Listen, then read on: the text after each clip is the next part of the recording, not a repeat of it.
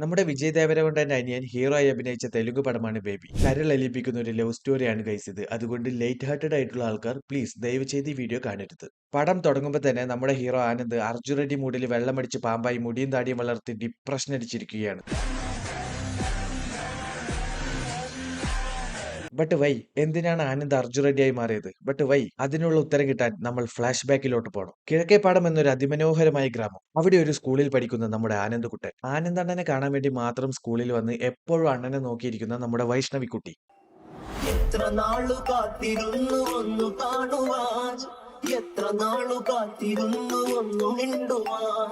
വൈഷ്ണവിക്കുട്ടി അണ്ണനെ നോക്കിയിരുന്ന് സൈറ്റ് അടിക്കുന്ന കാര്യം ഒരു ഫ്രണ്ട് പറഞ്ഞു കൊടുക്കും. അപ്പോഴൊന്നും അണ്ണന് വൈഷ്ണവിയുടെ സ്നേഹം മനസ്സിലാവില്ല. എങ്ങനെയാണ് അണ്ണൻ വൈഷ്ണവിക്ക് വീണതെന്ന് വെച്ചാല്, ഒരു ദിവസം ക്ലാസ് ടീച്ചർ ഗേൾസിനോട് ബോയ്സിന് രാഖി കെട്ടിക്കൊടുക്കാൻ പറയും. ഇത് കേട്ട നമ്മുടെ വൈഷ്ണവിക്കുട്ടി ആനന്ദ് അണ്ണന് കെട്ടിക്കൊടുക്കൂല പറയും. ഇത് കേട്ട സാറ് വൈഷ്ണവിക്കുട്ടിയെ തല്ലും. അയ്യോ ഞമ്മക്ക് വേണ്ടി ഈ കൊച്ചു അടി വാങ്ങിയല്ലോ എന്ന സങ്കടത്തിൽ നമ്മുടെ ആനന്ദ് അണ്ണന്റെ മനസ്സിൽ പ്രേമം വിരിയുകയാണ് സുഹൃത്തുക്കളെ.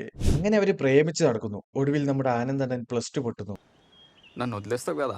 വൈഷ്ണവി ആണെങ്കിൽ പാസ്സായി കോളേജിലേക്ക് പഠിക്കാൻ പോകുന്നു. വൈഷ്ണവി കോളേജിൽ പോകുമ്പോൾ നമ്മുടെ ആനന്ദ് അണ്ണൻ ഓട്ടോ ഓടിക്കാൻ പോകുന്നു. ഇപ്പൊ ഈ സ്വന്തം വരുമാനത്തിൽ ജീവിക്കുന്നോണ്ട് വലിയ ചെലവാ. എന്റെ സാറേ, ഈ എറണാകുളം സിറ്റിയിൽ ഒന്ന് പട്ടിണി നടക്കണേ തന്നെ വേണം മിനിമം 50 രൂപ.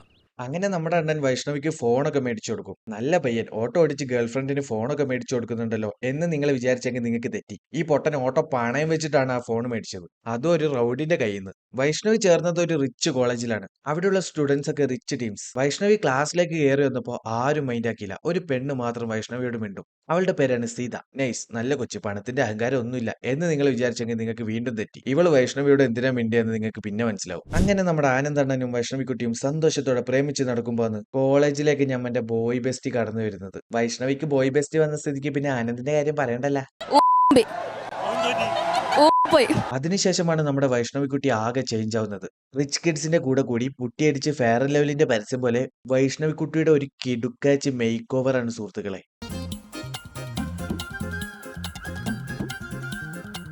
അങ്ങനെ നമ്മന്റെ വൈഷ്ണവിക്കുട്ടി 2.0 പബ്ബിലേക്ക് പോണെന്ന് പറഞ്ഞ ആനന്ദ് അണ്ണനോട് പെർമിഷൻ ചോദിക്കും. അണ്ണൻ കലിപ്പ് കയറി വൈഷ്ണവിയെ തല്ലാൻ നോക്കും. ദേഷ്യം പിടിച്ച് അവിടുന്ന് പോയ വൈഷ്ണവിക്കുട്ടി നേരെ പബ്ബിലേക്ക് വിടും, ആനന്ദ് അണ്ണനോട് പറയാതെ. പബ്ബിലേക്ക് കയറി വന്ന വൈഷ്ണവിക്കുട്ടിയുടെ ലുക്ക് കണ്ട് ഞമ്മന്റെ ബോയ് ബെസ്റ്റ് ഫ്ലാറ്റ് ആവും. ആനന്ദേ മോനെ, വൈഷ്ണവിക്കുട്ടി പോയിടാ.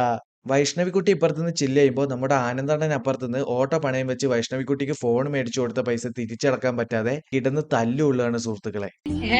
നമ്മളെല്ലാവർക്കും സ്നേഹം കൊടുത്തോണ്ടിരിക്കരുത്. അങ്ങനെ നമ്മുടെ അമ്മ പഠിപ്പിച്ചിരിക്കണേ.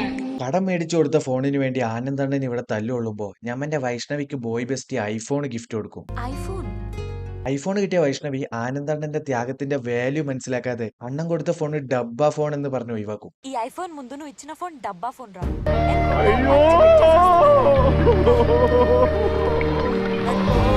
അങ്ങനെ നമ്മന്റെ വൈഷ്ണവിക്കും ആനന്ദിനും ഇടയിൽ പ്രശ്നങ്ങൾ ഉണ്ടാവും. അതിന്റെ ഇടയിൽ ഈ ബോയ് ബെസ്റ്റ് കയറി വന്ന് വൈഷ്ണവിയെ ബർത്ത്ഡേ പാർട്ടിക്ക് വിളിക്കും. വൈഷ്ണവിക്കുട്ടി ബർത്ത്ഡേ പാർട്ടിക്ക് വന്ന് ചില്ല് ചെയ്യുമ്പോൾ നമ്മുടെ ആനന്ദ് അണ്ണൻ അപ്പുറത്ത് ഡിപ്രഷൻ അടിച്ചിരുന്ന ഒരു 1000 ഐ ലവ് യു വാട്സപ്പിൽ കൂടെ സെൻഡ് ചെയ്ത് വിടുകയാണ് സുഹൃത്തുക്കളെ. അതിന്റെ ഇടയിൽ ബോയ് ബെസ്റ്റ് കയറി വൈഷ്ണവിയെ പ്രപ്പോസ് ചെയ്യും. അപ്പോഴേ ബോയ് ഫ്രണ്ട് ഉണ്ടെന്ന് പറഞ്ഞ് അവനെ ഒഴിവാക്കുന്നതിന് പകരം വൈഷ്ണവി ബോയ് ബെസ്റ്റിനെ കയറിയിട്ട് കിസ് ചെയ്യും. ആനന്ദ് അണ്ണ, വൈഷ്ണവി പോയി അണ്ണ. പക്ഷെ വൈഷ്ണവിക്ക് അതറിയാതെ മദ്യലഹരിയിൽ പറ്റിപ്പോയതാണ് ഗൈസ്.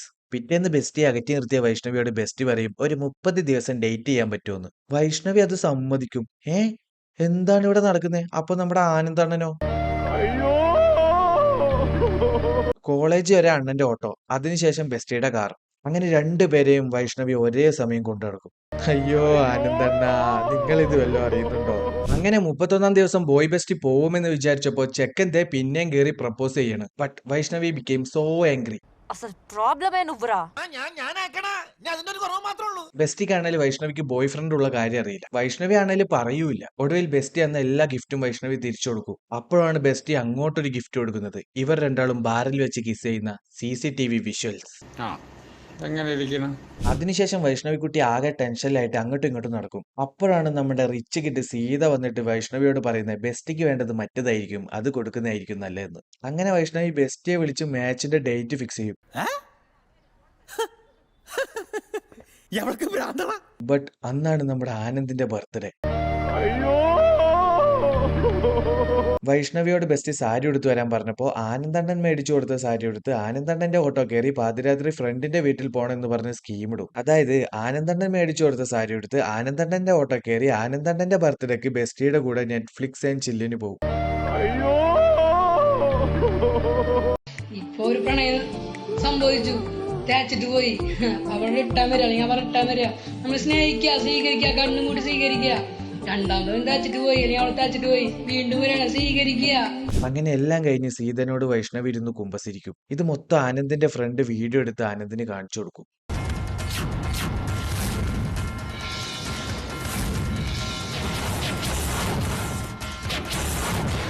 ആനന്ദണ്ണന് ഭ്രാന്തായിട്ട് ഒരു കത്തി എടുത്ത് വൈഷ്ണവിയെ കുത്താൻ ചെല്ലും. പാവം, അപ്പോഴാണ് മനസ്സിലാവുക അണ്ണൻ വെറും ബ്രോക്കർ ആയിരുന്നു എന്ന്. ఆనంద్ హీరో కాదు బ్రోకర్ నా కొడుకుని. അങ്ങനെ നമ്മന്റെ ബോയ് ബെസ്റ്റ് പിന്നെയും വൈഷ്ണവിയെ തേടി വരും. അതും ആനന്ദണ്ണനോട് ചോദിച്ച് ആനന്ദണ്ണന്റെ ഓട്ടോയിൽ കയറിയിട്ട്. വൈഷ്ണവി ആനന്ദണ്ണന്റെ ഓട്ടോ എന്നറിയാതെ കയറി വന്ന് ബെസ്റ്റിയോട് ടോക്കാക്കുമ്പോൾ അണ്ണൻ വൈഷ്ണവിയുടെ ഫോണിലേക്ക് കോളാക്കും. വൈഷ്ണവി ചേട്ടൻ വിളിക്കുന്നു എന്ന് പറഞ്ഞ് ഇറങ്ങിപ്പോയിട്ട് ഫോൺ എടുക്കും. നീ ആരോടാടി ടോക്കാക്കിയെന്ന് അണ്ണൻ ചോദിച്ചപ്പോ അതും ചേട്ടനാണെന്ന് പറയും. അതായത് ബെസ്റ്റിയോട് ബോയ് ഫ്രണ്ട് ചേട്ടനാന്ന് പറയും, ബോയ് ഫ്രണ്ടിനോട് ബെസ്റ്റ് ചേട്ടനാന്ന് പറയും. അപ്പൊ രണ്ടാക്കും മനസ്സിലാവും വൈഷ്ണവി രണ്ടാളെയും ചീറ്റ് ചെയ്യുകയായിരുന്നു എന്ന്. അങ്ങനെ രണ്ടുപേരും ഇറങ്ങി വന്ന് വൈഷ്ണവിയെ പൊക്കും.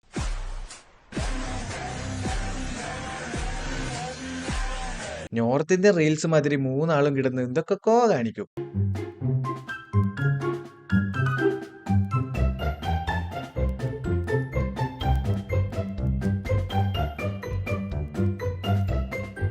അങ്ങനെ ആളായി ബഹളമായി വൈഷ്ണവി കുടുങ്ങിയെന്ന് മനസ്സിലായപ്പോൾ നൈസായിട്ട് അങ്ങ് സൂയിസൈഡ് അറ്റംപ്റ്റ് നടത്തുന്നു. അതിനുശേഷം ബോയ് ബെസ്റ്റ് എസ്കേപ്പ് ആവും. പക്ഷെ ആനന്ദണ്ണന്റെ അമ്മ മരിക്കും, അണ്ണൻ പെരുവയിലാകും. ചാവാതെ തിരിച്ചു വന്ന വൈഷ്ണവിയെ കണ്ട അണ്ണൻ അയ്യോ മോളെ എനിക്ക് മതിയായേ എന്നെ വിട്ടേക്ക് എന്ന് പറഞ്ഞ് കാല് പിടിച്ച് കരയും. അങ്ങനെ വൈഷ്ണവി തിരിച്ചു പോകും. The end.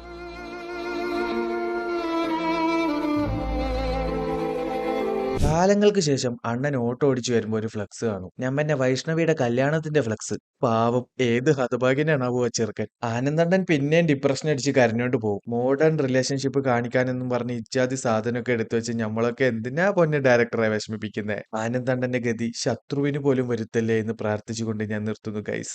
നന്ദി, നമസ്കാരം. ഹായ് ഫ്രണ്ട്സ്, അപ്പോൾ എൻ്റെ അടുത്ത് എല്ലാവരും ചോദിച്ചു എന്തിനാ ചേട്ടൻ ഇങ്ങനെയൊക്കെ അറിയണേ, ഈ വിട്ടുപോർക്ക് വേണ്ടിയാണൊക്കെ അറിയണേ എന്നൊക്കെ ചോദിച്ചു. എൻ്റെ അടുത്ത് കുറേ പേര് ചോദിച്ചു. നമ്മുടെ ലൈഫ് എന്ന് പറഞ്ഞാൽ അള്ളി വലിയ ലൈഫാടോ. എന്താ പറയാ, അവർക്ക് വിട്ടുപോകാൻ നല്ല എളുപ്പമാണ്. പക്ഷെ നമുക്ക് വിട്ടുകളയാൻ പറ്റുമോ?